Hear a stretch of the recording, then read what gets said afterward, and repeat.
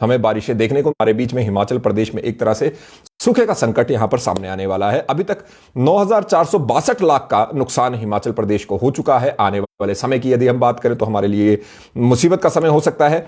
6 जिलों की 33% जो फसलें हैं वो तबाह हो चुकी हैं, और जैसे कि मैंने आपको बताया 9,462 लाख करोड़ का यहां पर नुकसान हुआ है। कहां पर कितनी ज्यादा जो फसलें खराब हुई हैं वो आपको बताते हैं। 6 जिलों की 33% फसलें जो है, राबी की फसलें जो है तबाह हो गई हैं, जिसमें बिलासपुर, हमीरपुर, मंडी, शिमला और सिरमौर यहां पर शामिल है। 33% से नीचे फसलों को नुकसान बाकी 5 जिलों में पहुंचा है। और जैसे कि हमने आपको बताया कि ये जो हमारे पास रिपोर्ट है 9,462 लाख रुपए के नुकसान की, जो अनुमान यहां पर लगाया गया है वो अधिकारियों द्वारा दी गई है, जो फील्ड में यहां पर राज्य भर से फील्ड में यहां पर जुटे हुए थे, उन अधिकारियों द्वारा रिपोर्ट यहां पर प्रेषित की गई है। तो अपने आप में एक बड़ा संकट हमारे बीच में यहां पर सामने उभर कर आ रहा है। आप लोगों को बता दें कि केवल 2 जिले ऐसे हैं, किन्नौर और लाहौल स्पीति, जहां पर कृषकों को अभी तक नुकसान नहीं हुआ है। सबसे जो ज्यादा मार पड़ी है आपको बताऊं वो है गेहूं, जौ और मटर की फसलें बारिश नहीं होने से प्रभावित हुई हैं। प्रदेश के 10 जिलों में कुल 4,01,853 हेक्टेयर भूमि में राबी फसलों की बिजाई होती है, जिसमें से 85,538 हेक्टेयर भूमि में 15 से 33% तक फसलों का नुकसान पहुंचा है। और हमीरपुर में सबसे ज्यादा 2,857 लाख रुपए से ज्यादा का नुकसान हुआ है। और इसी में आपको बता दें कि समय पर बारिश ना होने से 2 जिलों को छोड़कर अन्य सभी 10 जिलों में हमारे बीच में यहां पर नुकसान देखा गया है। आप सभी लोग जो यहां पर जुड़े हैं, आप सभी लोगों से आग्रह अवश्य रहेगा कि स्ट्रीम को जितना ज्यादा हो सके शेयर अवश्य करें, लाइक का बटन अवश्य दबाएं और कमेंट के माध्यम से अपने विचार अवश्य व्यक्त करें। और जो भी आपको लगता है, तो देखिए आने वाले समय में ये तो क्लियर है कि हमारे बीच में जो ये जल संकट है वो भी हमें देखने को मिल सकता है, क्योंकि बारिशें बहुत कम हुई हैं। उसी के साथ हमारे बीच में जो फसलें हैं वो भी बहुत कम है। तो आने वाले समय में हमें क्या देखने को मिले, हालांकि देश के पास रिजर्व बहुत रहता है, लेकिन कितना रहता है वो बताते हैं। जिलावार अगर हम बात करें तो हमारे बीच में बिलासपुर में कितने लाख में नुकसान हुआ है ये मैं आपको बताऊंगा। तो हम 12 जिलों की बात कर रहे हैं, उसमें से 2 जिलों में नुकसान नहीं हुआ। लाहौल स्पीति और किन्नौर में बारिश की वजह से कोई नुकसान नहीं हुआ है अभी तक, इस तरह का अनुमान लगाया जा रहा है। लेकिन उनको छोड़कर बाकी सब जिलों के नुकसान की बात करें तो लाखों में बताएंगे कितना नुकसान हुआ है। तो ऊना की बात करें 93 लाख के आसपास नुकसान वहां पर हुआ है। सोलन में 849 लाख से ज्यादा का नुकसान हुआ है। सिरमौर में 822 लाख का नुकसान हुआ है। शिमला की बात करें 1,657 लाख का नुकसान हुआ है। मंडी में 1,544 लाख का नुकसान हुआ है। 61 लाख का कुल्लू में, 571 लाख का हमारे बीच में कांगड़ा में, 2,857 लाख का हमीरपुर में, 229 लाख का चंबा में और 775 लाख से ज्यादा का हमारे बीच में जो हमारे बीच में बिलासपुर में हुआ है। किन्नौर और लाहौल स्पीति, एक बार मैं फिर आपको बता दूं, यहां पर किसी प्रकार का कोई नुकसान यहां पर नहीं हुआ है कृषकों को, और उम्मीद है कि ये हमारे बीच में ऐसे ही बने रहेगा। आप सभी लोगों को गुड मॉर्निंग है, जय श्री राम है। आप लोग स्ट्रीम को जरूर शेयर कीजिए और लाइक का बटन अवश्य दबाएं जितना ज्यादा हो सके। स्ट्रीम को 2-3 ग्रुप्स में शेयर कर दीजिए और कमेंट के माध्यम से अपने विचार अवश्य व्यक्त किया करें। तो ये तो हमारे बीच में इसका 2 मतलब यहां पर निकाले जा सकते हैं। एक तो फसलें हमारे पास कम हुई हैं, जो नुकसान हुआ है फसलों को वो हुआ है, और दूसरा आने वाले समय में क्योंकि बारिश नहीं हुई है तो सूखा भी प्रभावित कर सकता है। सूखा प्रभावित करने के साथ साथ जल संकट है वो बढ़ सकता है प्रदेश में, तो इसका ध्यान जरूर रखिएगा। अभी क्योंकि ऐसा माना जाता है कि जैसे ही हमारे बीच में ये खत्म होता है, होली खत्म हो जाती है, तो हमारे बीच में ये गर्मियां एक तरह से शुरू हो जाती है। और अगर ऐसा मान के हम चलते हैं तो अब हमारे बीच में गर्मियां शुरू होने वाली हैं, और इसी गर्मियों के शुरू होने में हमारे बीच में अब ये मान के चलिए कि अब आने वाले समय में थोड़ा मुश्किल समय हमारे बीच में हो सकता है। आप सभी लोग, इस महत्वपूर्ण खबर है इसलिए सभी लोगों के साथ शेयर अवश्य कीजिएगा, ऐसा मैं आप लोगों को कहूंगा, और कमेंट के माध्यम से अपने विचार भी अवश्य व्यक्त कीजिएगा कि किस तरह से इससे बचा जा सकता है आपके अनुसार। इसी के साथ साथ अगली खबर की ओर आपको लेकर चले तो यहां पर बच्चों के भविष्य की बात हम यहां पर करेंगे, अभ्यर्थियों के भविष्य की बात करेंगे। आप लोगों को जैसे कि जानकारी है ही, हिमाचल प्रदेश में जो चयन जो हमारे बीच में SSC भंग की गई है, उसके बाद से अभी तक 4 महीने हो चुके हैं, हमारे बीच में बच्चों के कोई एग्जाम नहीं लिए गए। जहां पर बेरोजगारी की यदि बात करें तो हिमाचल प्रदेश में यह बढ़ ही रही है, वो आप सभी लोगों को जानकारी है। और उसके बाद अब जब एग्जाम नहीं हो रहे हैं तो यहां पर और ज्यादा बड़ा प्रश्न यह आ रहा है कि ये एग्जाम ना होने की वजह से अब जो बच्चे हैं वो यहां पर थोड़ा से जिसको बोलते हैं डिमोटिवेटेड भी हो गए। डिमोटिवेटेड होने का सीधा सीधा कारण उनका यह है कि भाई जैसे कई लोगों ने काफी सालों तक यहां पर तैयारी की होती है, फिर कहीं से जब थोड़ा सा एग्जाम निकलता है तो वो खुश होते हैं कि भाई अब हम एग्जाम दे पाएंगे आखिरकार, लेकिन ऐसा होता नहीं है। पेपर कई बार लीक हो जाते हैं और कई बार ऐसा होता है, अब जैसे कि एलिगेशन ये लगे हैं कि जिस तरह के पेपर पहले लीक हो रहे थे, बहुत से पेपर पहले लीक हुए और इस वजह से SSC भंग ही कर दी गई। और उसके बाद स्टेट पीएससी को ये दे दिया गया, कार्यभार दे दिया गया कि वो एग्जाम करवाएंगे, लेकिन अभी तक उसके बारे में कुछ सामने स्पष्ट स्थिति बन के सामने नहीं आ रही है। और वही अब ये देखना है कि वो स्पष्ट स्थिति कब तक बनती है, क्योंकि फिलहाल के लिए ऐसा नहीं लग रहा। आपको इस पूरी डिटेल के बारे में बताते हैं। और देखिए, आपको बता दें कि अभी तक 4 महीने से कोई भर्ती ना होने का कारण है, पहले कोड ऑफ कंडक्ट यहां पर लगता है, उसके बाद एसएससी निलंबित होकर उसको भंग करने पर नौकरी नहीं मिल रही है, कुछ पद डाइंग कैडर में डालने की वजह से नौकरी खत्म हो रही है, और 2 महीने एसएससी सस्पेंड अभी तक हिमाचल में है, और भंग करने के 2 सप्ताह से अधिक वक्त बीत गया है। और इससे पहले जो मैंने आपको बताया कि आचार संहिता और 1.5 महीने तक रिजल्ट निकालने पर रोक रही, कई पदों पर भर्तियों पर 4 महीने से अधिक समय से लटकी हुई है।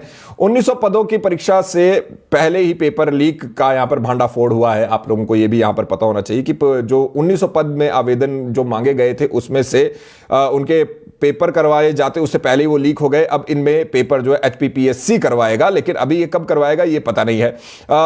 जब भर्तियां नहीं हुई हैं, इस वजह से हमारे बीच में जो बेरोजगारी दर है वो भी 10% तक पहुंच गई है। इसमें हिमाचल प्रदेश में अनएम्प्लॉयमेंट रेट अगर हम बात करें तो जनवरी में 10% पहुंच गया। और centre of monitoring economic Indian economy जो सीएमआई की रिपोर्ट के अनुसार 4 महीने में सर्वाधिक बेरोजगारी दर अभी तक रही है। अक्टूबर 2022 में 9.7% थी, नवंबर में 8.8% और दिसंबर में 7.6%, जो जनवरी में जाके 10% के आसपास पहुंच गई है।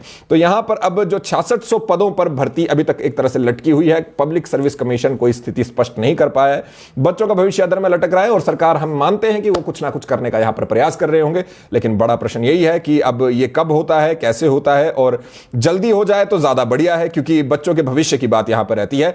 और देखिए, जैसे कि मैं हमेशा आप लोगों को कहता हूं, महत्वपूर्ण बातें हैं, तो इसलिए आप इस स्ट्रीम को अवश्य शेयर किया कीजिए जिसमें महत्वपूर्ण बातें हो, क्योंकि बच्चों के भविष्य की बात है। बाद में बच्चे ही हमें बाद में फोन करके बोलेंगे कि जी हमारी बात को यहां पर उठाइए, हम ऑलरेडी उठा रहे हैं।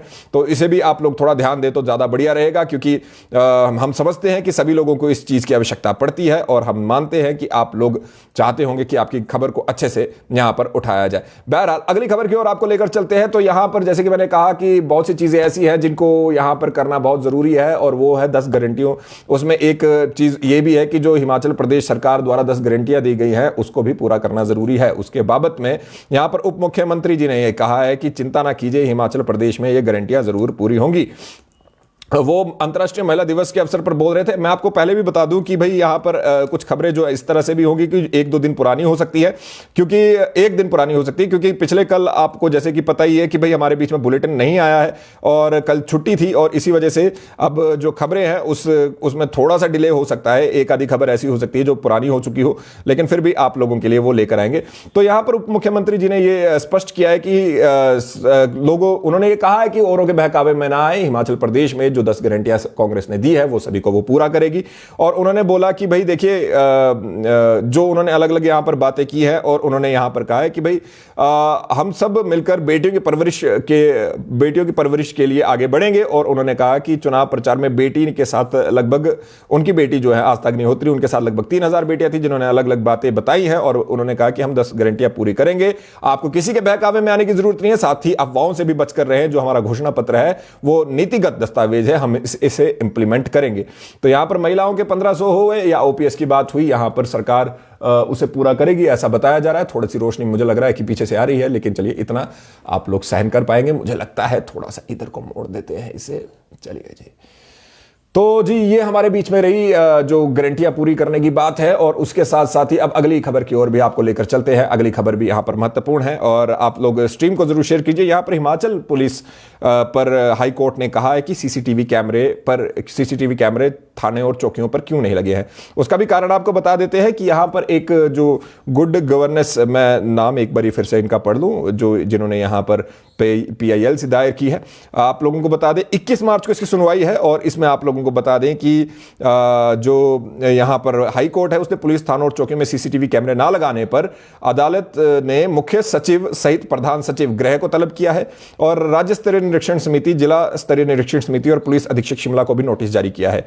21 मार्च को यह सुनवाई निर्धारित है, और इसमें पीपल फॉर रिस्पॉन्सिबल गवर्नेंस की ओर से दायर याचिका में आरोप लगाया गया है कि राज्य सरकार हर पुलिस स्टेशन में सीसीटीवी कैमरा लगाने में विफल रही है।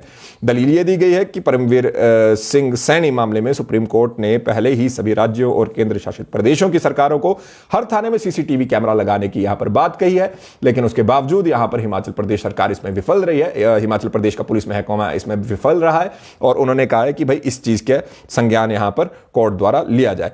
तो 21 तारीख को इसकी हमारे बीच में, जैसे कि मैंने आप लोगों को बताया कि यहाँ पर इसके ऊपर जो अगली जो सुनवाई है वो होगी, और उसी के साथ साथ इसके लिए मुख्य सचिव, प्रधान सचिव गृह, उसी के साथ राज्य स्तरीय प्रशिक्षण क्षमा चाहेंगे निरीक्षण समिति, और उसके साथ जिला स्तरीय निरीक्षण समिति और पुलिस अधीक्षक शिमला को भी नोटिस जारी यहां पर किया गया है।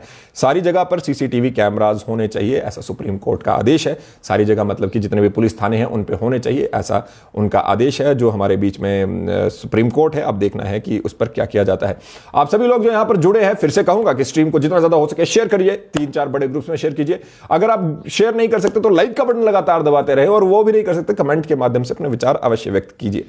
इसी के साथ हिमाचल प्रदेश में एक बार फिर से कॉलेजों में सेमेस्टर सिस्टम लागू हो गया है। एक बार फिर से कॉलेज में सेमेस्टर यानी कि 6 महीने का एक छोटा सा पीरियड रहता है, उसके अनुसार यहां पर पढ़ाई कराई जाएगी। नई शिक्षा नीति के अंतर्गत यह लाया गया है। 6 सेमेस्टर में 75% नंबर छात्रों को यहां पर लेने होंगे, ऐसा भी कहा गया है।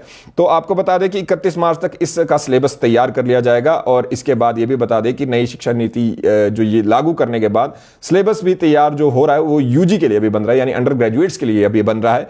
और उसी के साथ नए सिलेबस में स्टूडेंट्स को 1400 सब्जेक्ट्स पढ़ने की चॉइस दी जाएगी। वाह, 1400 सब्जेक्ट्स पढ़ने की चॉइस यहां पर दी जाने की बात हो रही है। अप्रैल महीने से प्रदेश के सभी कॉलेजों में नए सिलेबस के मुताबिक स्टूडेंट्स यहां पर पढ़ेंगे। यूजीसी की गाइडलाइन के तहत यह सिलेबस बन रहा है, और क्रेडिट डिग्री से यहां पर स्टूडेंट जुड़ेंगे। आपको बता दें कि जो छात्र जो यहां पर सब्जेक्ट ले रहे हैं उसका क्रेडिट डिग्री से भी जुड़ेगा, जिसमें 120 क्रेडिट सिंगल सब्जेक्ट के और 160 क्रेडिट डबल मेजर के हैं। 4 साल में रिसर्च वर्क के साथ स्टूडेंट्स की अच्छी परसेंटेज लानी होगी। 6 सेमेस्टर में 75% नंबर छात्रों को लेने होंगे। यूनिवर्सिटी ने ये जो नई हमारे बीच में शिक्षा नीति है उसके अंतर्गत ये कहा है। इसके साथ साथ थुनाग में मंगलवार की शाम को हमारे बीच में ठीक होली से एक दिन पहले यहां पर एक भीषण अग्निकांड हुआ, जिसमें 3 मकान, 1 लोहे का लघु उद्योग, 2 गौशालाएं और 3 पशु जिंदा जल गए। ये आपको बता दें कि सिराज के अंतर्गत थुनाग उपमंडल की ये बात है जहां पर ये सभी हुआ है। ये ग्राम पंचायत शिलीबागी, अगर मैं गलत नहीं पढ़ रहा हूं, कि ड्रेंसी गांव में ये हुआ है। और यहां पर अचानक आग भड़क गई, जिसमें 3 घर और 2 गौशालाएं तथा लोहे का कारखाना जल के राख हो गया। पल भर में तीनों मकान और गौशालाएं राख भी होगी। और इसके साथ साथ आग बुझाने के प्रयास तो किए गए, लेकिन तब तक बहुत देर हो चुकी थी। अग्निकांड की जब सूचना पहुंची तो कर्मचारी जो अग्निशमन विभाग के वो घटनास्थल पर पहुंचे, आग को बुझाया गया, लेकिन तब तक तीनों घरों और 2 गौशालाएं जलकर राख हो चुकी थी, और करीब 46 लाख रुपए का नुकसान यहां पर प्रभावित जो परिवार हैं उनके ऊपर लगाया गया है। उसी के साथ साथ 1 मकान, 1 गौशाला और 1 लोहे का लघु उद्योग के साथ 3 मवेशी, 1 गाय, बैल और भेड़ भी यहाँ पर जो भागचंद जी हैं उनकी जल गई है। इसके अलावा जो बाकी लोग हैं उनको भी यहाँ पर नुकसान हुआ है। तो 44 लाख रुपए की यहाँ पर बात हुई है कि भाई वो नुकसान हुआ है। प्रभावितों को 45,000 रुपए की फौरी राहत यहाँ पर प्रदान की गई है, और आगे देखते हैं अब इस प्रकरण में किस तरह से सरकार आगे यहां पर काम करती है। आप सभी जो लोग जुड़े हैं, आप सभी लोगों से मेरा अनुरोध हमेशा की तरह रहेगा कि स्ट्रीम को जितना ज्यादा हो सके लाइक अवश्य करें, और कमेंट के माध्यम से अपने विचार अवश्य व्यक्त करें। और कमेंट के माध्यम से विचार व्यक्त करने के साथ स्ट्रीम को शेयर कीजिए, लाइक कीजिए, कमेंट कीजिए, बस सिंपल सी बात है। और वीडियो को अपने कमेंट आप जरूर किया कीजिए, क्योंकि आप लोगों के जो यहां पर विचार हैं वो जाना जरूरी रहते हैं। उसी के साथ साथ यहां पर अंब में एक व्यक्ति के 1.5 लाख रुपए जो है वो गायब हो गए। कैसे हुए? 1100 पे उन्होंने शिकायत की है, 1100 नंबर पे जो मुख्यमंत्री सेवा संकल्प है उन्होंने बताया कि एटीएम बदलकर उनके खाते से 1.5 लाख रुपए निकाल लिए गए। अज्ञात व्यक्ति के खिलाफ यहां पर मामला दर्ज किया गया है, जांच हो रही है। जो यहां पर दलील दी गई, जो बताया गया, उसमें बताया गया किसी अज्ञात व्यक्ति द्वारा पीएनबी अंब के एटीएम से उनका एटीएम कार्ड बदलकर खाते से 1,52,000 रुपए निकाल लिए गए। और पत्र के संदर्भ में पुलिस को मुख्यमंत्री सेवा संकल्प पत्र संख्या 803969 प्राप्त हुई है। बैंक स्टेटमेंट के आधार पर यहां पर पुलिस जांच करेगी और देखेगी कि यहां पर हुआ है। इसी के साथ साथ हिमाचल प्रदेश पुलिस की शिमला पुलिस जो है उसने बड़ी कार्रवाई यहां पर अमल में लाई है। एक छापेमारी के दौरान कुल 78 पेटी यानी कि 936 बोतलें अंग्रेजी और देशी शराब और बियर की बरामद की गई है। थाना कोटखाई में इस मामला को दर्ज किया गया है और पुलिस अभी यहां पर जांच में जुटी है। तो ये हमारा मॉर्निंग बुलेटिन था। अगर आपने इसे अभी तक लाइक नहीं किया है तो लाइक का बटन लगातार दबाते रहें और कमेंट के माध्यम से अपने विचार अवश्य व्यक्त करें। उसी के साथ स्ट्रीम को जरूर शेयर कीजिए और बताएं कि अपने विचार हमेशा और बाकी सभी चीजों के लिए भी रखें। मेरा नाम देवी और सज्जनों मुकुल देव रक्षपति। आप मुझे फेसबुक, इंस्टाग्राम, ट्विटर पर फॉलो कर सकते हैं, इसी नाम से मैं आपको वहां पे मिल जाऊंगा। उसी के साथ साथ लाइव टाइम्स टीवी के पेज को फॉलो करके लाइक करना ना भूलें, फॉलो कीजिए और बेल आइकन अवश्य दबाएं। कोई मुद्दा है आप हम तक पहुंचाने चाहते हैं, मुझ तक पहुंचाना चाहते हैं तो 9882837038 इस पर आप मुझे व्हाट्सएप कर सकते हैं। लाइव टाइम्स टीवी देखते रहिए। आपका दिन शुभ हो। जय हिंद, जय भारत, जय हिमाचल।